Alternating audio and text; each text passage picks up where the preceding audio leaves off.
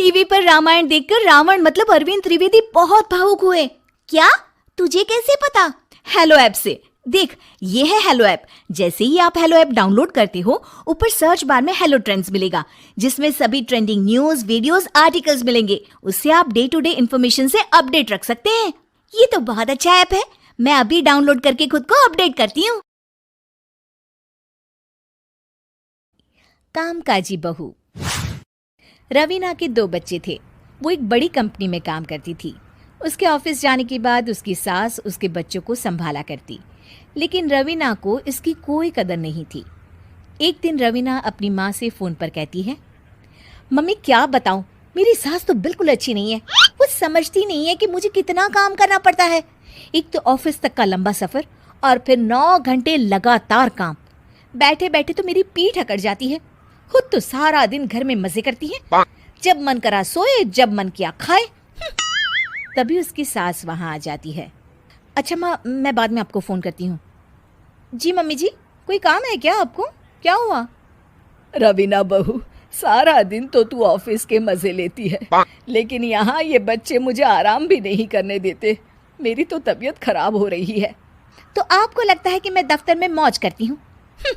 आपको क्या समझाऊं, छोड़िए। माँ, काम करना भी जरूरी है। मजबूरी नहीं होती तो मैं खुद ही अपने बच्चों को देख लेती। अब आज तो छुट्टी है ना, आज तो कम से कम घर का काम कर ले। बहू काम शुरू करती है। बच्चे के साथ काम करना उसके लिए असंभव हो जाता है। वो जाकर बच्चा सास को देती है और कहती है, मम्मी जी जरा बच्चा तो पकड़ लीजिए, मैं घर का काम कैसे करूं? जैसे मैं करती हूँ रोज बच्चे के साथ। तुझे बताऊं तो तू सोचती है कि कोई बड़ा काम तो है नहीं, बच्चा तो सोता रहता है। अब देख लिया। खैर, बस मैं यही तुझे समझाना चाहती थी। ला, बच्चा मुझे दे और काम कर।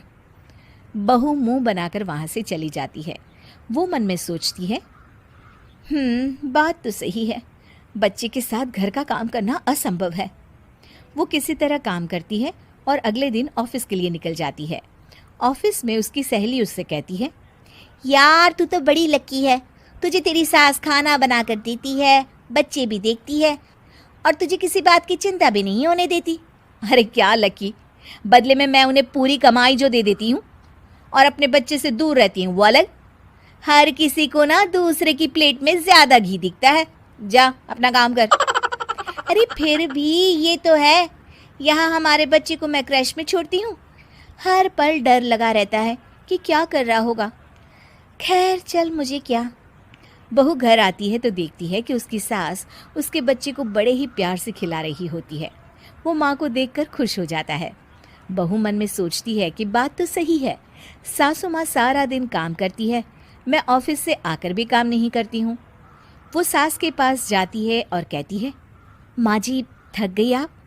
और क्या, सारा दिन चक्कर घीनी की तरह पूरे घर में घूमती रहती हूँ और अब उम्र भी नहीं रही। लेकिन चल तू बता, क्या हुआ, कुछ काम है क्या? बहू कुछ नहीं कहती, मुस्कुराकर वहां से चली जाती है। लेकिन अगले दिन सुबह सुबह बहू सास से पहले उठकर उन्हें चाय देती है। अरे आज सूरज कहाँ से उगा है, तू पहले उठ गई? चल अच्छा किया, मरने से पहले तेरे हाथ की चाय तो पी ली।